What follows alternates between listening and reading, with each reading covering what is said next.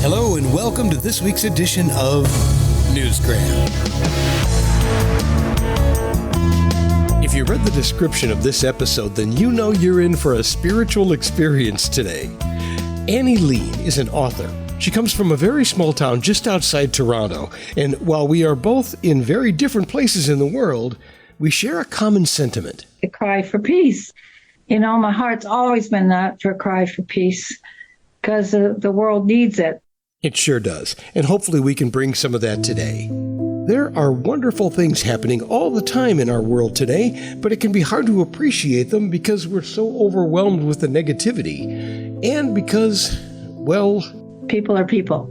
Exactly. People are people. We are who we are. We are complex organisms characterized mainly by our capacity for thought, emotion, communication, and social interaction. How's that for a forensic explanation? Anyway, we are all made in the image of God, but we possess free will, and we can make our own choices. And no matter how hard some people try, they can never take that away from you.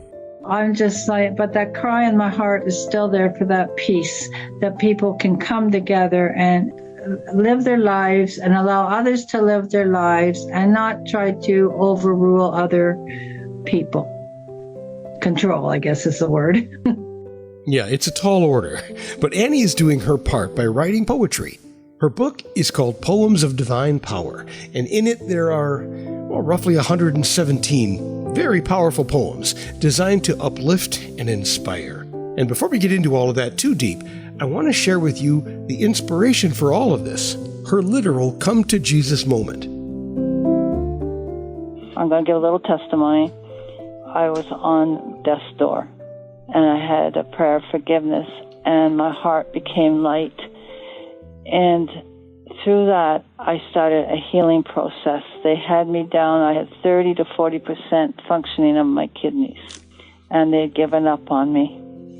And I was only in my 40s. I was laying on the bed this one day, just asking the Lord to help me. And all of a sudden, I felt His presence, as they say. I felt this beautiful, beautiful presence. And I felt strengthened. And I said, I want three things. And one was to be healed. One, to see the mountains. I'd never seen mountains up close. And to live a little longer, to see my children and grandchildren. So anyways, I turned around and I got up. And for the first time, I had strength in a long time. And I could make supper without tiredness. And then I went to a church service. And then I came back home. And from day by day, I started to get stronger. And then I was led to a naturopath, he's still my friend to this day. He's 30 years we've known each other. And through the prayers and through me being led there, I am now 100% functioning in my kidneys. And doctors are amazed because when they take my blood to check your blood, they can't believe it because I had high cholesterol, diabetes, all this stuff. And now I'm clear. We've done other podcasts on this phenomenon, and they're not always from a spiritual point of view, but it does happen. People are healed from life-threatening illnesses all the time, and there's no scientific explanation as to why, but it's definitely happening. Is it a miracle? Is it a coincidence? Well, you have the free will to make your own choice and make your own decision about that. But Annie gives credit to Jesus, and she says the only way we can truly find peace is by having a relationship with Him. So she wrote this poem about it. So we're going to do the cry of peace, for peace. Poems of Divine Power from page 4, just page 4. It's on page 4. There's a sign of peace upon the horizon, a dove in flight. As I walk throughout our city, I pray for God's might, that all His people within His sight will open their hearts to His burning light. I have hope within me as I truly sought for unity to come throughout the world without a thought, something that our ancestors before us fought, and what the wars should have taught. Oh Lord, where's the peace for your nations? Your children cry out in great desperation. They don't understand about your domination, that all must turn to you because you are their sensation.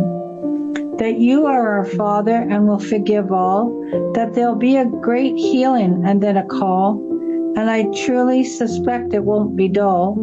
Certainly there will be a stillness then, all bended knees shall fall.